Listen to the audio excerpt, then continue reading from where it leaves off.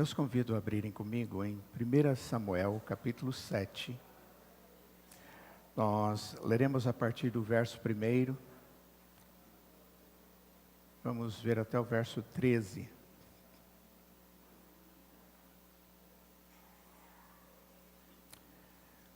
Assim diz a palavra: Então os homens de Quiriate Jearim vieram e levaram a arca do Senhor à casa de Abinadab, que ficava na colina. E consagraram Eleazar, filho de Abinadab, para que guardasse a arca do Senhor.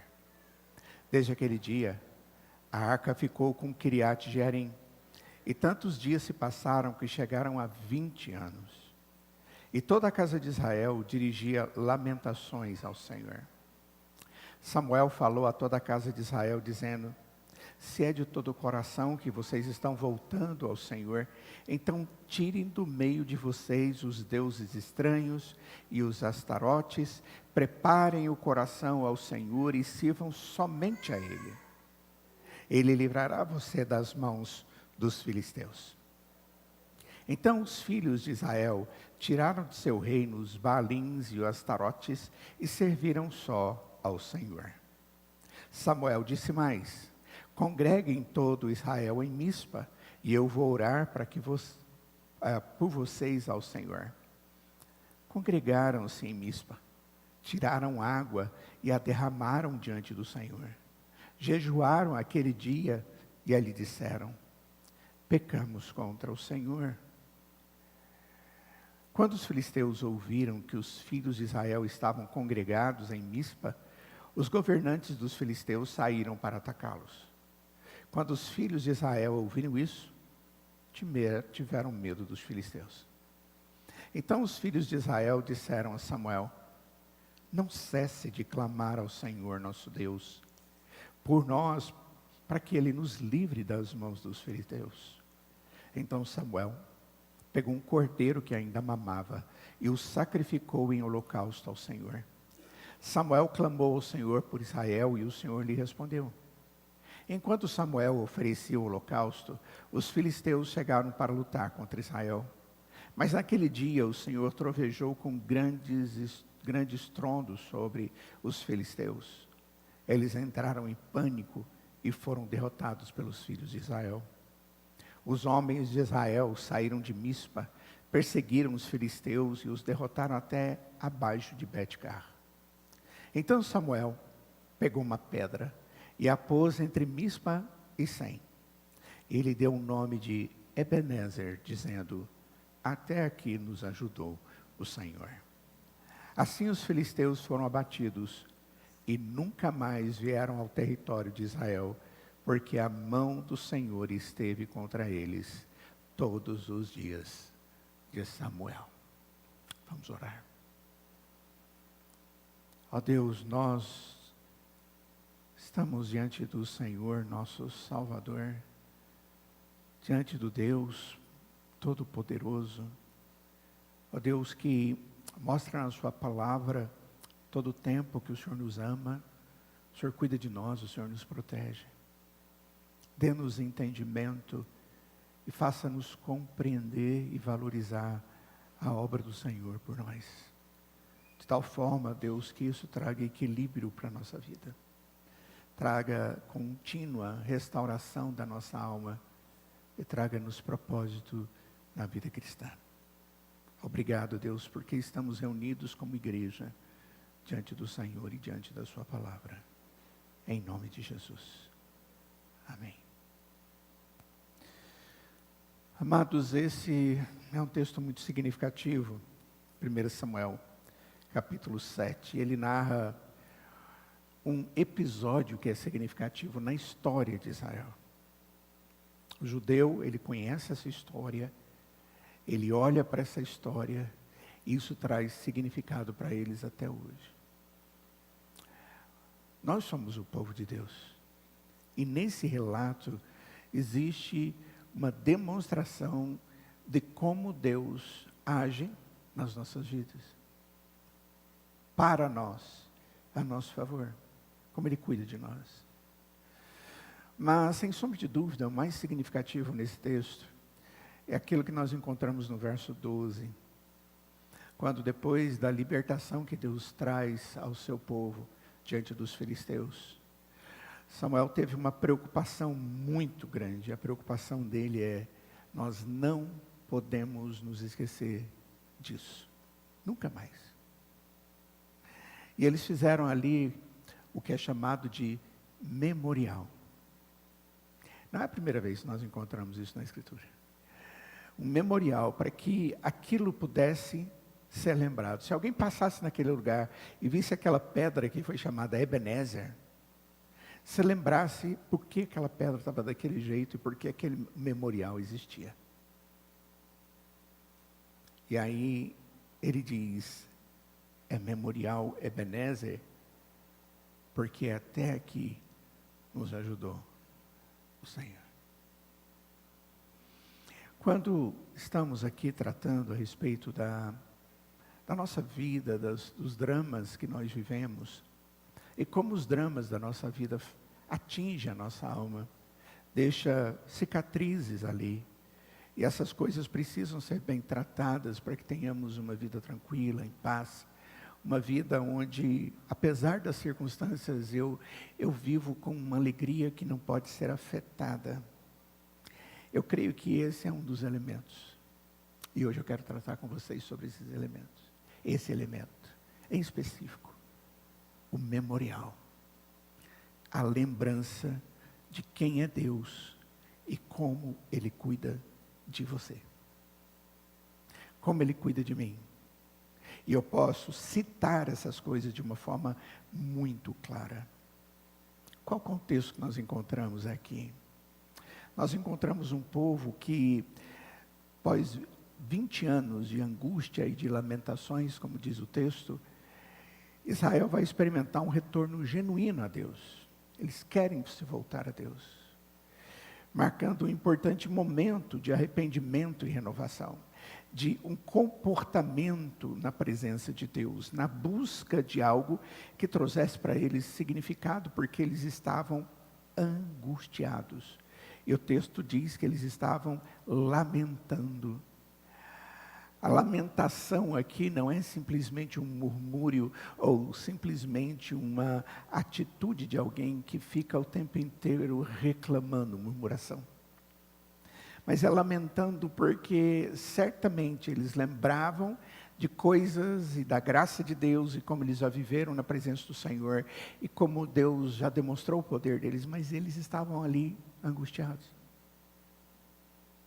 Aproximadamente 20 anos atrás, eles foram lutar contra os filisteus e eles perderam.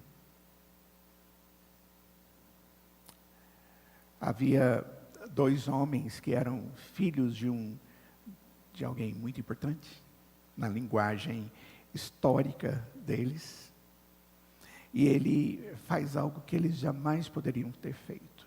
Hofni e Finéias, os 2 filhos ímpios do profeta Eli, que foi um marco histórico também na história de Israel. E quando eles foram na guerra, eles pegaram a arca do Senhor e levaram junto, porque eles entendiam que a presença da arca de Deus daria para eles vitória. Eles fizeram algo que Deus não ensinou que o fizessem. Eles fizeram algo que afetava o propósito de Deus para eles. Deus, em momento algum na Escritura, diz que a arca do Senhor tinha esse propósito. Ela simbolizava a presença de Deus com o povo, mas não havia essa necessidade, ela não podia e não deveria ser colocada em risco.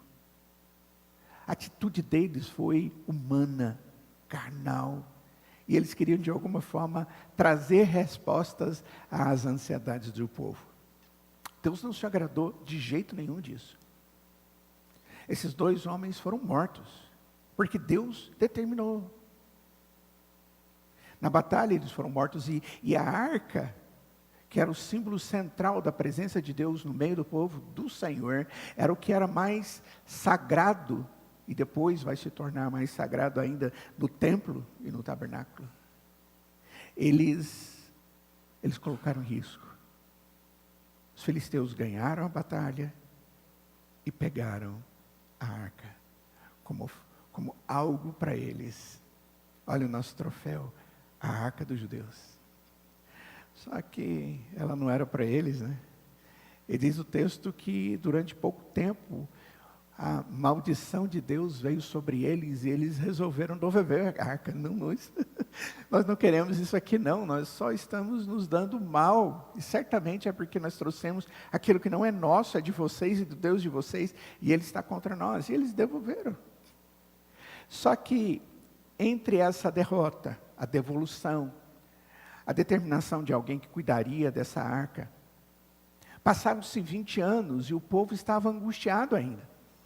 O povo estava lamentando, porque eles se sentiam vulneráveis, eles se sentiam mal, porque nada estava como Deus deseja para o seu povo, e como Ele havia determinado.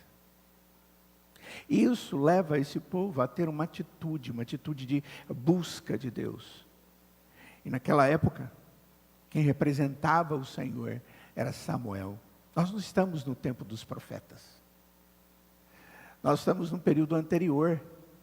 Então, na verdade, esse homem, como principal do povo de Deus, ele agia como se fosse o sacerdote, como se fosse o profeta, como se fosse o rei. Ele era a verbalização do que Deus tinha para o seu povo. E o povo entende isso. E eles vão até Samuel e dizem: Samuel, intercede por nós.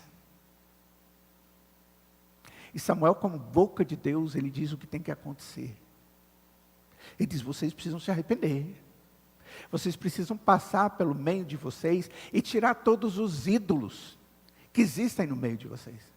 E eu fico pensando, se Deus mandasse hoje a igreja andar dentro da sua casa, dentro da sua família, dentro dos seus lares, e pegar todos os deuses e os aparatos que apontavam para esses deuses e jogar fora.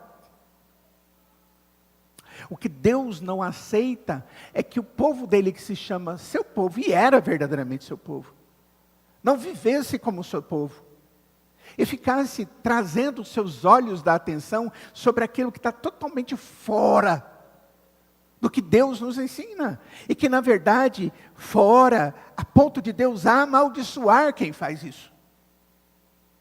Essas coisas não são do Senhor, Ele não aceita isso. Vocês têm que tirar todos os astarotes que estão por aí, todos os deuses que vocês têm dentro da casa de vocês, todos os ídolos. E aqui, queridos, era algo material mesmo. Eu não estou falando de ídolos do coração, apesar de que existem os ídolos do coração, da natureza caída.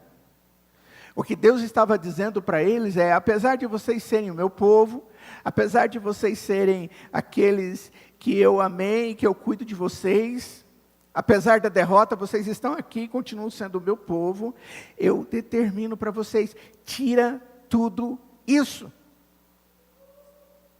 Eu não suporto isso. Essa palavra é uma palavra que trazia uma expectativa.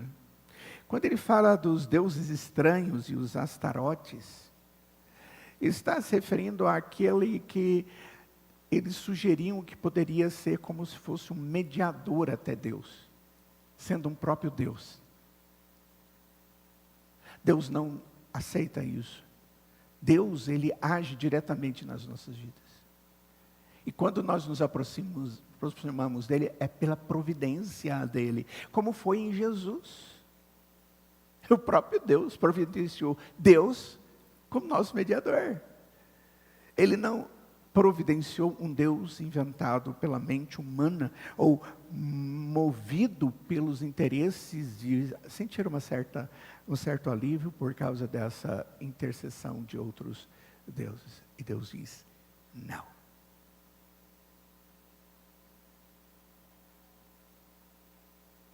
E o texto diz no verso 3, preparem o coração ao Senhor, logo depois de tirar os astarotes aí, e sirvam somente a Deus. Ele livrará vocês das mãos dos filisteus. Ele vai cuidar de vocês. Isso já era promessa, Deus já tinha dito que cuidaria do seu povo. Pois bem, observem, não é uma história tão simples assim. É uma história que envolve muita coisa. E eles foram sinceros, eles se arrependeram, eles tiraram os ídolos das suas casas, dos lugares onde eles iam para adorar esses ídolos. Eles tiraram essas imagens, eles tiraram isso dos seus corações. E Deus diz, olha só para mim. O texto diz, e sirvam somente a Ele. Sirvam de coração ao Senhor, somente a Ele. Eu creio que, diante disso, aquele povo começou a ter algo que na alma deles eles não estavam experimentando. Alívio. E o texto diz que isso verdadeiramente aconteceu. Os filisteus, quando souberam que o povo de Deus estava se reunindo em Mispa, naquele lugar, onde eles haviam perdido, eles vão para aquele lugar e Samuel os convida, e eles se arrependem, eles buscam o Senhor, e naquele momento o texto diz que os filisteus resolveram ir lá atacar eles de novo, depois de 20 anos. Existem algumas propostas, algumas ideias, quem sabe eles acharam que porque estavam ali de forma religiosa, seriam presas fáceis. Ou eles poderiam estar achando que eles estavam se reunindo para formar o exército, para resolver o problema que eles tinham com os filisteus. Porque a insegurança era grande, ter um povo como os filisteus na região, colocando um jugo sobre eles. O texto não fala qual foi a motivação, a grande verdade é que os filisteus vieram. E eles disseram para Samuel, Samuel, ore. Samuel, interceda. Samuel, busque ao Senhor, você é o homem de Deus, peça por nós. E ele fez isso. O povo se arrependeu. Samuel orou. Samuel fez um sacrifício de um novilho que ainda mamava. E Deus viu. E libertou. E não permitiu que um cabelo do cabeça daquelas pessoas fossem caídas no chão por causa de batalha. Os filisteus foram assustados por Deus. E ficaram tão atemorizados que os judeus Israel conseguiu vencer a batalha. Apesar de serem belicamente bem inferiores. Porque Deus, diz o texto, que fez um grande estrondo diante deles. E um grande estrondo. Não tenho a menor ideia do que significa isso. O texto não fala. Mas é alguma coisa apavorante. O texto diz que eles ficaram apavorados com a demonstração de Deus e do poder de Deus, e a demonstração que Deus fazia de que aquele povo era dele.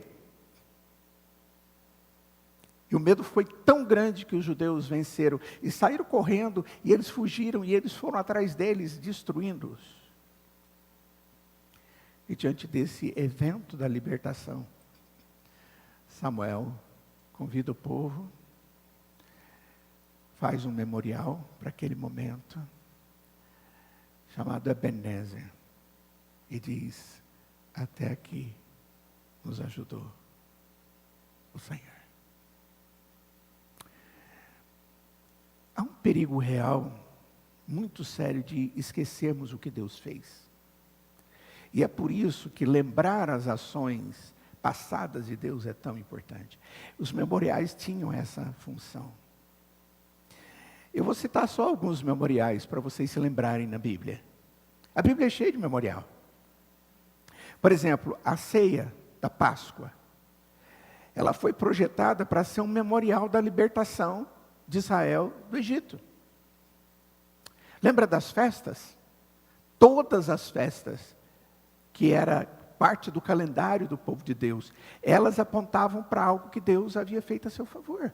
Por exemplo, a festa dos tabernáculos deveria ser um símbolo dos anos de peregrinação no deserto, para que as pessoas não esquecessem. Eles fazem essa festa até hoje. É a festa das tendas, do tabernáculo. Os homens e seus filhos, eles montam uma tenda na sua casa, onde puder, dentro da sala, na varanda, no quintal, E até hoje, quando chega essa festa, eles não dormem dentro de casa, eles dormem dentro das tendas. Mas, pastor, ainda assim, vai nessa época lá, eu fui. Eu estive em Israel na época das tendas. E todo lugar tinha lá as loninhas, eles usavam muito lonas verdes. Loninhas nas sacadas, no quintal de alguém. E você ia vendo, era a festa dos tabernáculos. Porque eles deveriam se lembrar que Deus os libertou. Tem um outro negócio que era o efode, usado pelo sumo sacerdote, que era algo sobre a sua roupa sacerdotal. E esse lugar tinha pedras que eram gravadas com os nomes de Israel e colocados no ombro, como pedras da lembrança. Eles eram os sacerdotes, representavam todo o povo de Deus, todas as 12 tribos. Quando Israel cruzou para a terra prometida, eles colocaram 12 pedras como um lembrete da fidelidade de Deus. Vamos entrar? Antes mesmo de Deus dar a vitória, a gente já faz aqui o memorial, porque Ele vai nos dar a vitória. É impressionante isso. Quando Israel renovou sua aliança com Deus, depois de entrar na terra prometida, eles ergueram também uma grande pedra perto do santuário. Você vai encontrar isso em Josué 4 e agora essa segunda em Josué capítulo 24. O arco-íris. A palavra de Deus diz que é um memorial da aliança com, não é? Todas as vezes que você observar e olhar para o arco-íris, lembra que esse é um sinal da aliança de Deus com vocês, é um memorial. Eu não vou mais destruir a terra com água. A circuncisão que era feita no homem, na criança do sexo masculino, ele era um memorial da aliança que Deus fazia com Abraão. Aquilo não era só um rito, era um memorial. O maná que ficou guardado na arca, Deus mandou Moisés guardar um recipiente de maná na arca da aliança, como memorial da provisão milagrosa no deserto. Como disse para vocês, todas as festas solenes, como memoriais, Pentecostes, tabernáculos, dia da expiação, todos eles. O altar que Moisés edificou após a vitória sobre Amaleque, em Êxodo capítulo 17, também é um memorial. Ele construiu, diz o texto, um altar, e chamou esse lugar de Yahvé Nissi, que significa o Senhor é a nossa bandeira. Aquela mulher que veio e ungiu o pé do Senhor Jesus, Mateus capítulo 26, Jesus ordenou que o ato da mulher seria contado para os outros como memorial, onde quer que o evangelho fosse anunciado. Onde vocês forem anunciar, mostra o que é ser humilde e me considerar. Era isso, era memorial. Lembram de Jacó em Betel? Jacó erigiu uma pedra após o sonho com a escada que alcançava o céu. E ele via anjos subindo e descendo, chamando o lugar de Betel.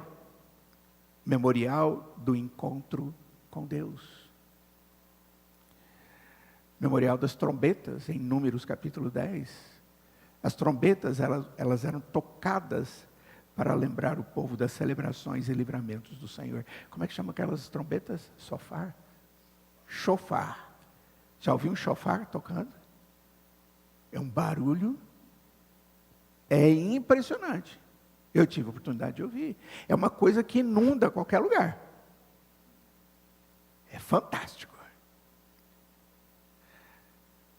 Talvez o memorial mais importante que nós tenhamos na Bíblia, sem sombra de dúvida, é a ceia do Senhor. O pão e o vinho, a carne e o sangue simbolizados. E fazer isso em memória de mim até que eu venha.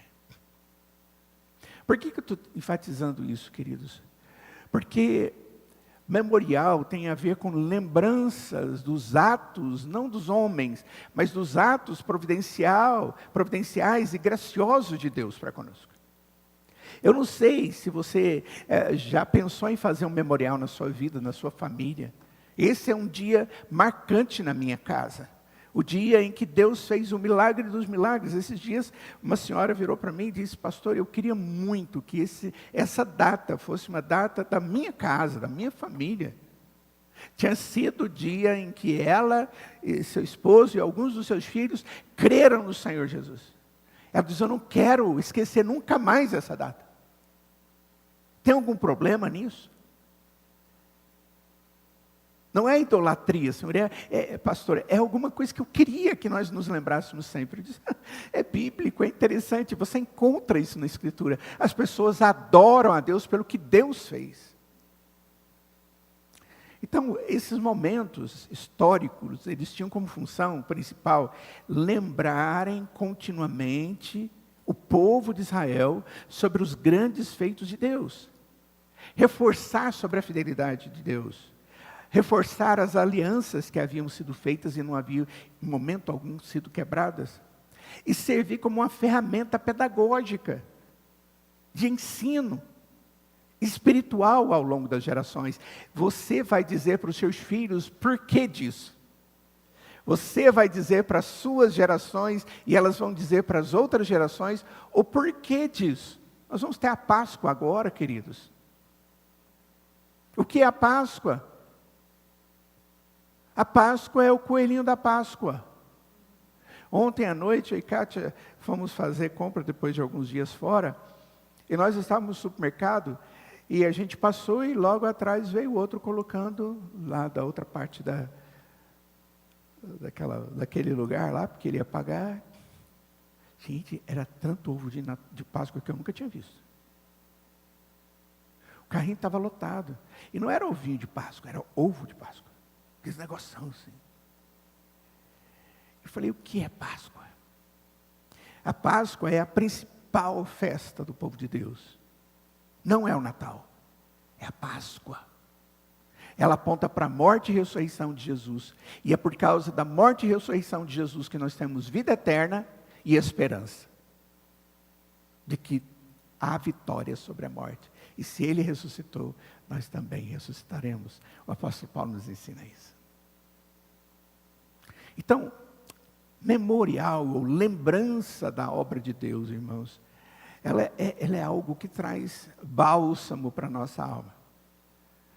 Alívio diante das circunstâncias, porque aquele Deus continua sendo e sempre será o nosso Deus. Quando a gente analisa aqui 1 Samuel 7, a gente percebe que durante o tempo da história de Israel, não havia rei. Os profetas falaram por Deus e governavam o povo. Era isso que Samuel era. Não havia templo, não havia a presença de Deus diretamente ligado a alguma coisa. Esse arqui-inimigo do povo de Deus, que eram os filisteus, que havia vencido uma batalha muito humilhante contra Israel, perto desse lugar chamado Ebenezer. Se você depois quiser ler, vai em 1 Samuel capítulo 4, e você vai ver esse momento super triste, extremamente triste, onde Hofni e Finéias fizeram o que fizeram, foram mortos pelo Senhor, e Deus agiu de maneira disciplinar, e isso era algo que estava na mente deles. Erramos, juízo, sem esperança. Eles ficaram 20 anos chorando a dificuldade e a angústia. A única coisa que eles estavam lembrando é de que eles estavam passando momentos de dificuldades. 20 anos assim. Angustiados, lamentando. Queridos, o pós-trauma é algo muito difícil de ser enfrentado. Seja ele qual for. Alguns de vocês já devem ter passado por situações de pós-trauma. E qual a tendência do pós-trauma? De você se lembrar sempre daquilo que causou o seu trauma. E você entender que tudo que está acontecendo é a angústia do coração que nunca vai passar, as tristezas, as inseguranças, tudo vai ficar ali e não tem jeito como isso resolver, porque eu estou lembrando o que gerou esse problema e eu estou no buraco, eu não saio do buraco, eu vivo no buraco. O buraco para alguns é a cama com depressão. O buraco para alguns é falta de sorriso na alma e nos lábios. A pessoa que era super extrovertida, alegre, feliz, tinha uma vida com Deus. Pai Deus, tudo isso. Aquela confiança inabalável no Deus verdadeiro. E você começa a viver o buraco da descrença, da incredulidade, da dúvida. O buraco da desesperança. Esse povo tinha 20 anos que eles estavam vivendo isso. Estão entendendo como Deus permitiu a história? E Deus permitiu que eles estivessem vivendo aquilo que é próprio do ser humano. Ao invés deles terem se lembrado de tantos outros memoriais que já haviam diante deles, até aquele momento, e eram muitos, a maioria do que eu falei para vocês aqui, era anterior a esse evento histórico. Eu posso falar de outros aqui, tem outros memoriais. Eles não se lembraram disso, eles só se lamentavam. A necessidade desse memorial Ebenezer era fundamental. Mas ele tinha que ser por causa do ato de Deus na vida e no coração daquelas pessoas. Não podia ser porque eles eram fabulosos nas lembranças deles, porque eles conseguiam passar e dar a volta por cima. Nada disso. Mas porque havia necessidade de acontecer algumas coisas. E a primeira coisa que Deus exigiu daquele povo foi arrependimento. Arrependei-vos. 20 anos de angústia, de lamentação, e o que Deus manda aquele povo fazer? Arrependam.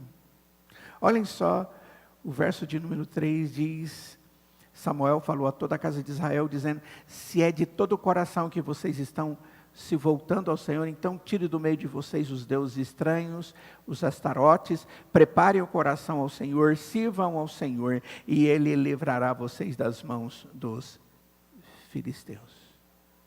Tinha necessidade de arrependimento. Aqui a gente encontra todos os elementos do arrependimento. Reconheçam que existe problema mesmo, e esse problema tem a ver com a atitude de vocês. Segundo, não precisa tirar a tristeza do coração, mas coloque a sua tristeza diante de Deus, porque você não consegue tirar sozinho. E mude o seu comportamento, porque ao invés do comportamento de crentes, do verdadeiro cristianismo, vocês estão agindo como um povo, que até tem no meio de vocês, deuses dentro dos seus lares, no meio das praças. São chamados deuses familiares. Outro momento eu posso falar a respeito disso. Queridos, o que Deus estava mostrando para eles é, se arrependam e mostre que vocês estão arrependidos. Porque o arrependimento tem um último elemento que significa largar para trás aquilo que eu estava fazendo de errado. Vai, não peques mais. Era isso que o Senhor Jesus exigia das pessoas. Um arrependimento que era demonstrado com comportamento. Muitas vezes nós sofremos na nossa vida e vivemos 20 anos lamentando um trauma. E em momento algum nós caímos com a boca no pó para dizer, Senhor, eu sou pecador, eu sou miserável. Eu preciso da ação do Senhor. É só o Senhor quem pode fazer isso. Eu errei contra o Senhor, tenha misericórdia de mim. E cuida de mim agora, me levanta, porque não dou conta mais de levantar os meus olhos ao Senhor. Durante o tempo que as pessoas se separam e começam a gerar para si mesmos certos alívios do coração, elas começam a fazer coisas estranhas. Aquele que começa a viver longe de Deus e dizendo que está com Deus, e começa a demonstrar isso através de atitudes, começa a demonstrar isso através de deuses que leva para a sua convivência, porque isso aqui é importante, foi algo que me protegeu durante esse tempo. E Deus diz, eu sou o único Senhor, joga fora os outros deuses. Para com isso. Se arrependa. O jogar fora os ídolos significa se arrependa, tenha um comportamento que demonstre isso. Talvez você possa estar vivendo esse tempo. De pós-trauma de 1, 2, sei lá quantos você tem administrado na sua vida, não importa. Cuidado para que você não esteja buscando em outros lugares. Porque lá você não vai encontrar, a não ser o juízo de Deus. 20 anos de lamentação foi juízo de Deus. Até que eles reconhecessem e dissessem para Samuel, Samuel, nos ajude. Você que é o representante de Deus, nos ajude. Porque não dá mais. O Espírito Santo de Deus faz isso, sabia? O Espírito Santo de Deus, ele acorda-nos dentro da nossa alma para que a gente perceba que nós não estamos como Deus quer que estejamos. A perca da arca equivaleu a perder a presença de Deus para o povo de Israel. Foi um sinal de julgamento. E aquela angústia que eles viveram durante aquele tempo foi a angústia do julgamento de Deus.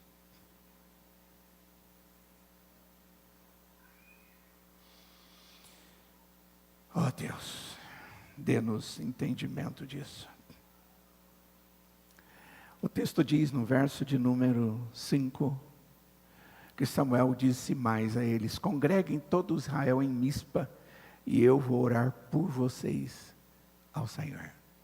A primeira coisa que ele sugere é, vocês vão tirar os deuses estranhos e os astarotes, vão preparar o coração para Deus. É muito interessante essa expressão do verso 3, preparem o coração ao Senhor. Dando a ideia, tire do coração tudo aquilo que te proíbe, te oblitera, impedimento na presença de Deus. E depois ele deixa isso de maneira clara, joga fora os estranhos deuses, e diz o texto, e sirvam somente a Ele, ao Senhor. Existe um processo curativo. O coração deles estava abatido. A esperança deles não existia porque eles viviam com medo. Eles sabiam que haviam coisas feitas e eram ruins. Eles não tinham o que falar para os seus filhos. Eles não lembravam dos outros memoriais.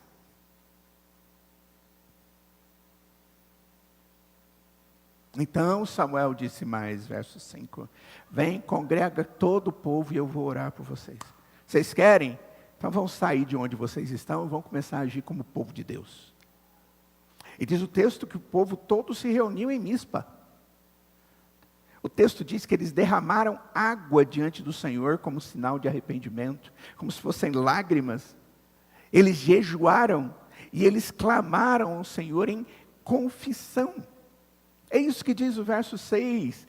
Congregaram-se em Mispa, tiraram água e derramaram diante do Senhor, jejuaram aquele dia e eles disseram, pecamos contra o Senhor.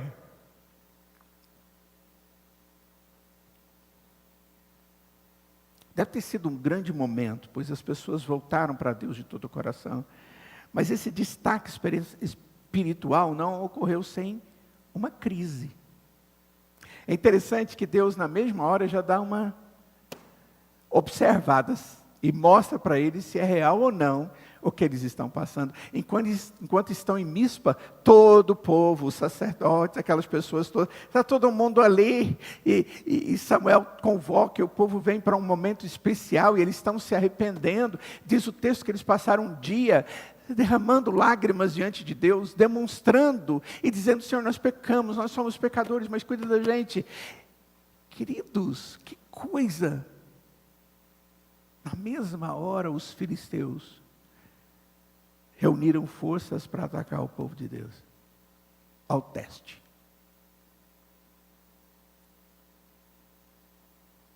Eles estão num momento religioso, então estão frágeis? Não sei. Eles estão se reunindo para vir em guerra contra nós? Não sei. Vamos atacar eles. Nós já vimos que eles são mais fracos. Deus providenciou isso. Eu fico pensando que muitas vezes a gente pensa assim: eu quero que Deus me livre desse trauma, para que eu possa viver em paz. Quem te diz que é assim? Que é a paz cristã. O apóstolo Paulo teve paz? Os grandes nomes da história do povo de Deus que foram perseguidos tiveram paz? A resposta é sim. Apesar das guerras. Apesar das lutas, das provações, porque a paz está em nome. Jesus diz: eu sou a vossa paz.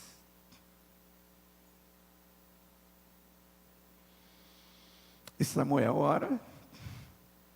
Eles sabiam que Deus era a única esperança para eles, imploraram para Samuel orar, o verso de número 8, e no versículo 9 diz que Samuel fez assim. Então Samuel pegou um cordeiro que ainda mamava e o sacrificou em holocausto ao Senhor. Samuel clamou ao Senhor por Israel e o Senhor lhe respondeu.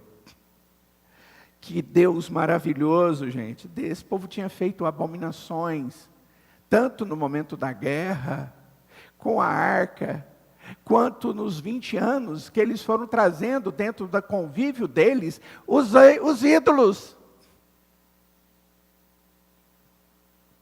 Joga fora os ídolos. Reconheço que vocês estão vivendo e, consequentemente, vivendo mais coisas erradas. O pecado deles não foi só de 20 anos atrás. Foi um pecado que levou-os a viver inadequadamente esses anos posteriores. Um povo de Deus descaracterizado. É a mesma coisa de olhar para um cristão e ele dizer: eu sou cristão, mas você olha para a vida dele e não é de cristão. O comportamento não é de cristão. A fé não é de cristão.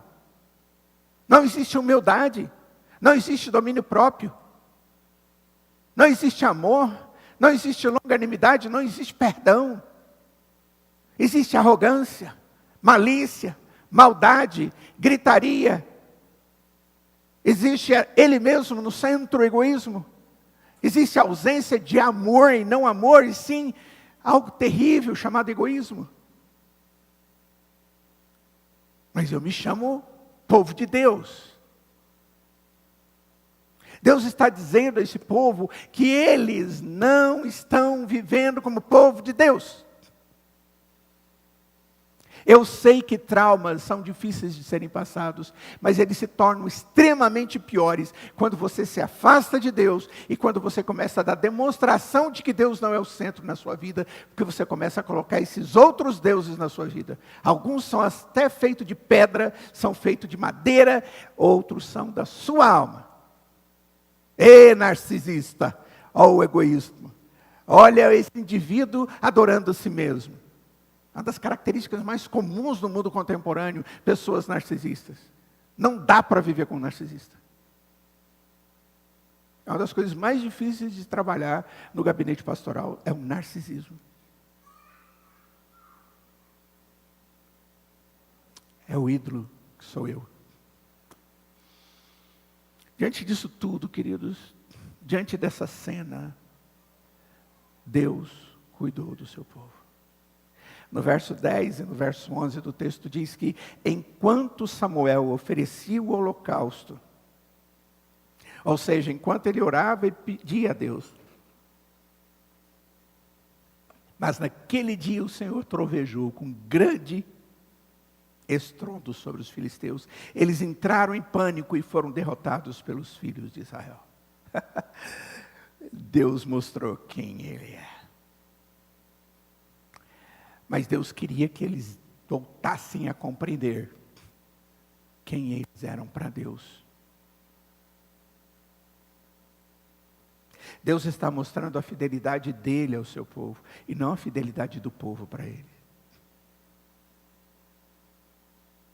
Cuidado, porque você está preocupado com a sua fidelidade, mas se esquece que ela só é possível por causa da fidelidade de Deus. Porque quando você não está vivendo na dependência do Senhor, e sim por outros deuses que você gerou para a sua existência, sua autossuficiência, seu trabalho, sua vida, seus dogmas, sua teologia, e não Deus, você vai afundar. Além do trauma, você vai afundar. Nós só podemos vencer, queridos, se Deus vai na frente. E uma das coisas que eu tenho que sempre perguntar para as pessoas que estão vivendo o pós-trauma é: como está a sua vida com Deus? Vocês estão fazendo lá na sua casa, o problema é a família. Vocês leem a Bíblia juntos? Vocês oram? Vocês caem de joelho na presença de Deus? Vocês confessam os seus pecados ao Senhor?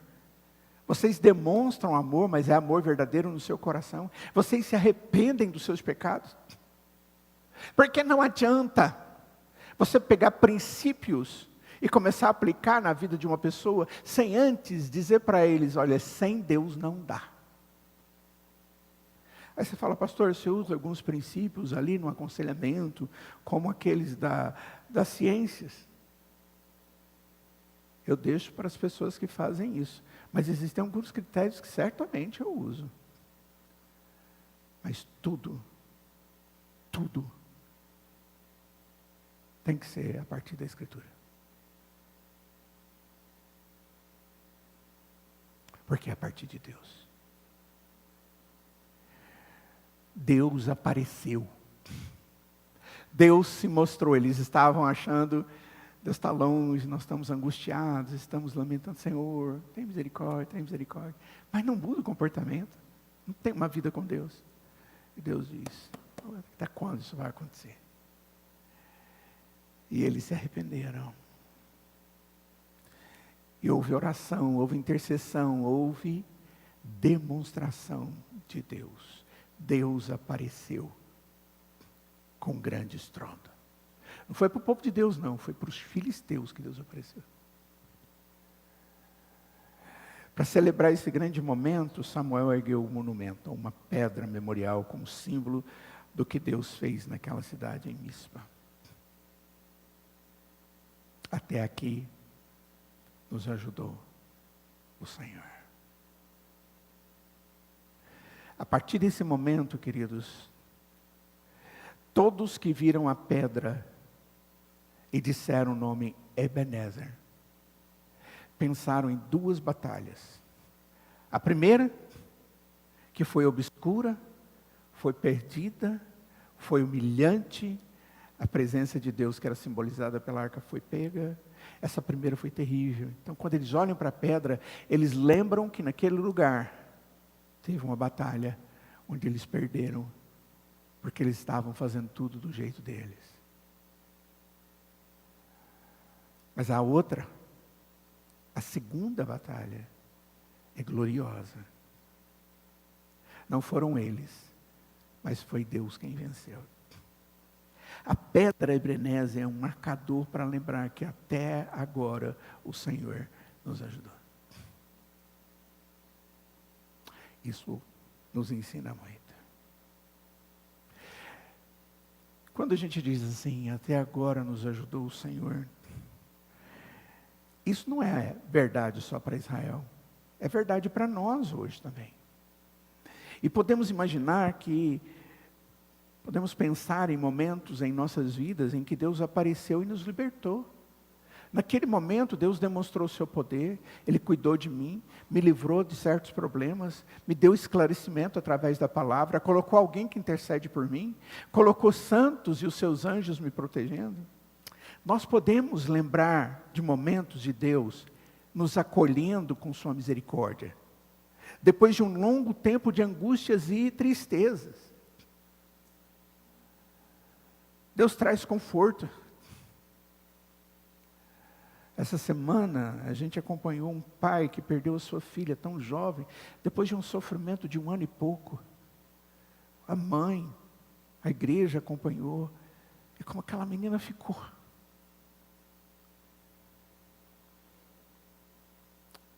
Eu fico imaginando, e eu tenho orado por essa família, e uma coisa que eu tenho pedido é: Senhor, o Senhor esteve com eles em todo o tempo, e permita que, apesar de tudo, foi o Senhor quem o sustentou, e que ela está na presença do Senhor. É esse o memorial. O memorial não são todas as lutas, ou batalhas, ou não. É a vitória que Deus deu. Esse é o memorial.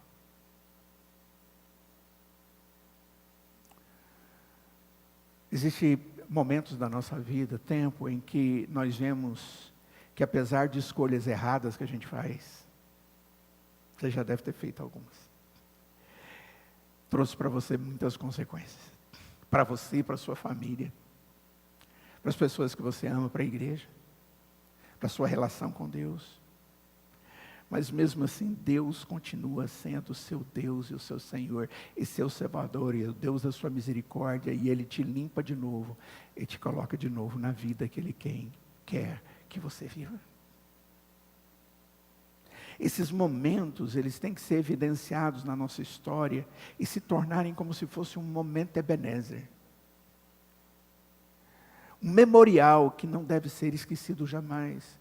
Eu não tenho que ficar lembrando da tristeza, mas da vitória e do momento que Deus me deu. Poder lembrar a partir de agora que Deus é comigo. Memorial é para que eu nunca esqueça que sou amado e providencialmente cuidado por Deus. Deus precisa melhorar a nossa lembrança. A gente esquece fácil das coisas, não esquece? A gente esquece fácil das coisas. Coisa boa, você fala, que delícia, que coisa boa, nossa, foi maravilhoso. Final de semana seguinte, você nem lembra o maravilhoso que foi no tempo anterior, uma semana só.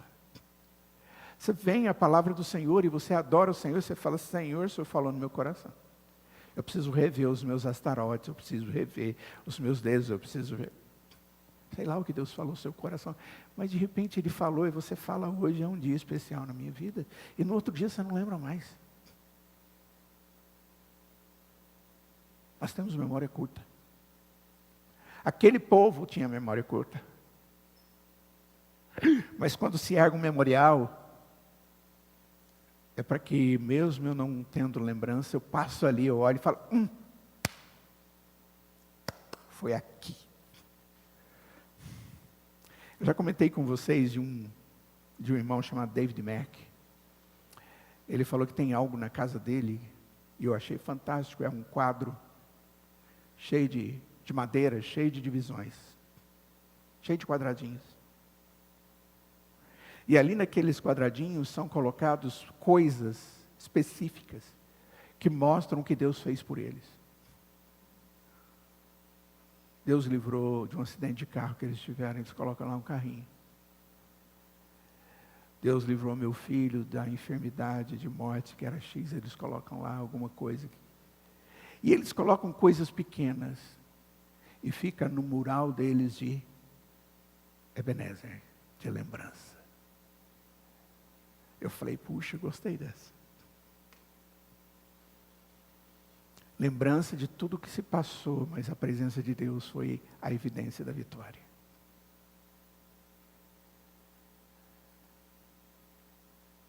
Lembrar da fidelidade de Deus é um exercício espiritual, irmãos, vital.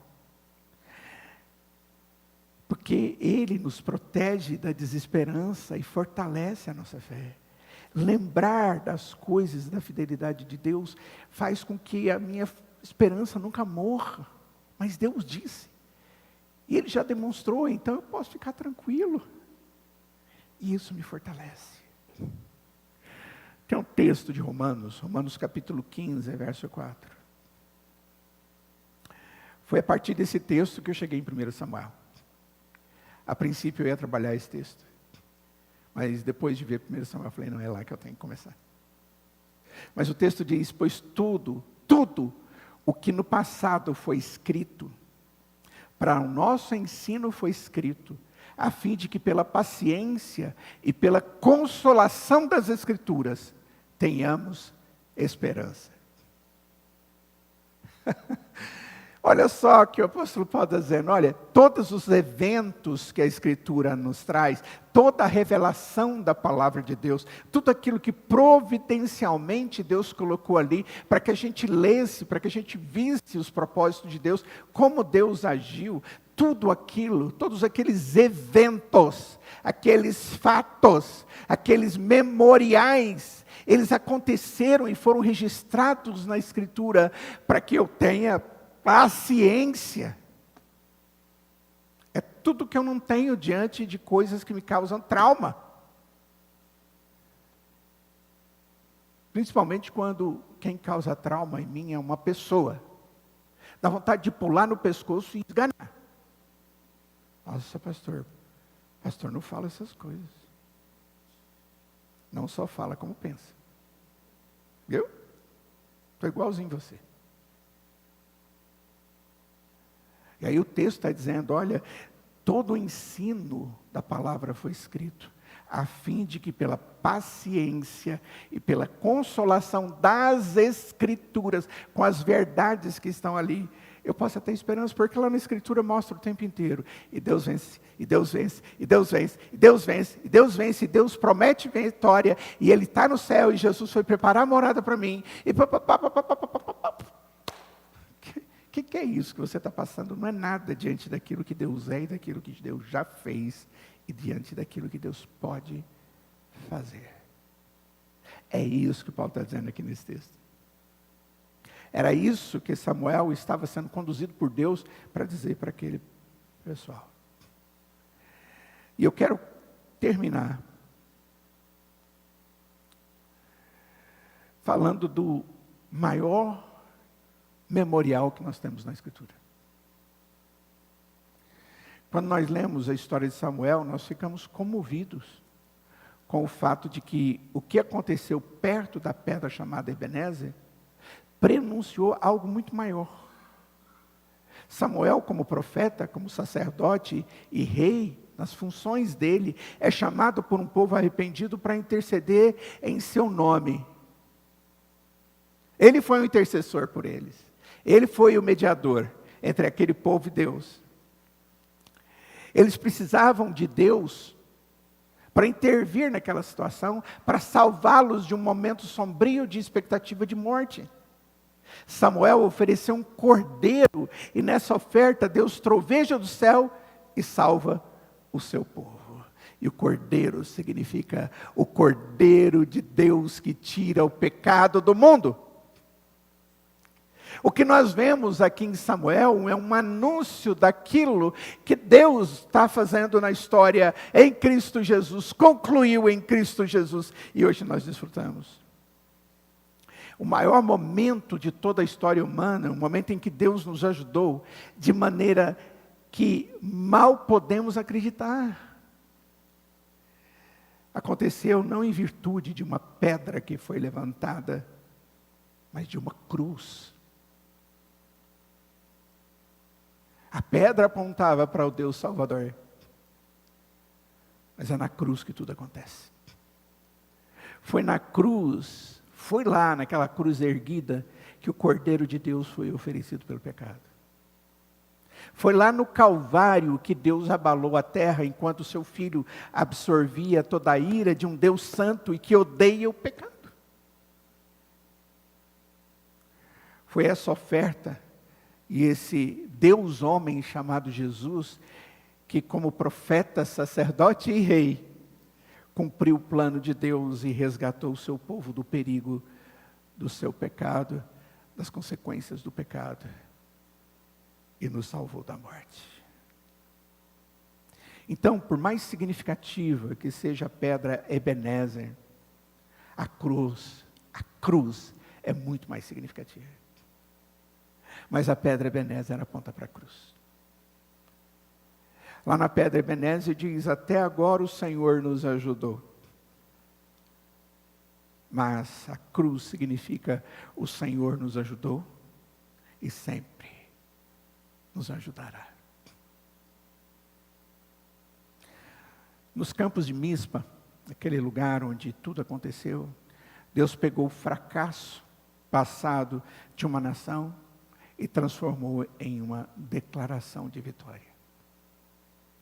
Aquele povo estava chorando, angustiado, e Deus muda aquilo. Na colina do Calvário,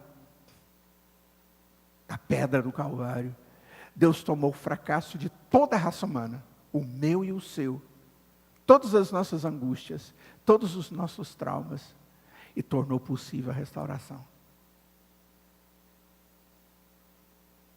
Enquanto a pedra Ebenezer recorda que até aqui nos ajudou o Senhor, a cruz assegura que Deus continuará nos ajudando eternamente em Cristo Jesus. O maior momento Ebenezer é quando Deus nos resgata de nós mesmos. É quando Ele te resgata da bagunça de vida que você mesmo criou. O Senhor nos ajudou repetidas vezes. E nós devemos lembrar como momentos memoriais, como momentos Ebenezer. O que foi necessário aqui? Foi necessário o arrependimento verdadeiro. Foi necessário uma oração,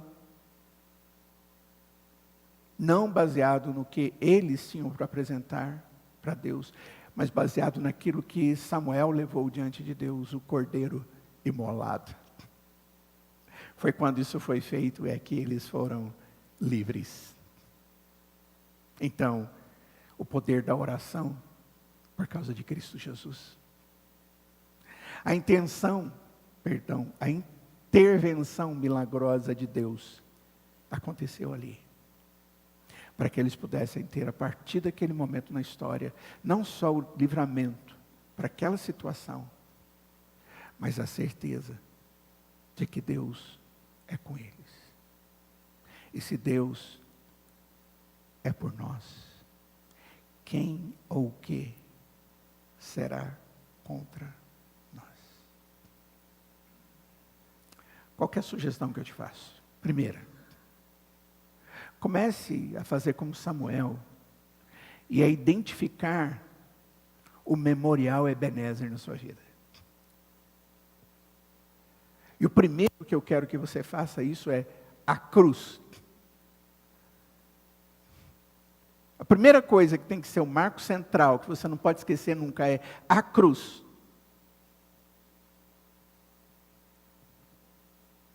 O auxílio de Deus demonstrado de maneira final ali. Pode acontecer qualquer coisa, o mundo pode cair ao seu lado. Você pode se decepcionar com todos. Sua esperança pode ser vazia. Mas se Cristo e a cruz de Cristo é o principal memorial da sua vida, não existe morte, nem vida. Não existe principados, não existem potestades que podem nos separar do amor de Deus que está em Cristo Jesus. Segunda coisa, Deus já demonstrou fidelidade até aqui na sua vida. Então, você pode ter certeza da sua fidelidade até o fim. Porque aquele que começou a obra vai continuar.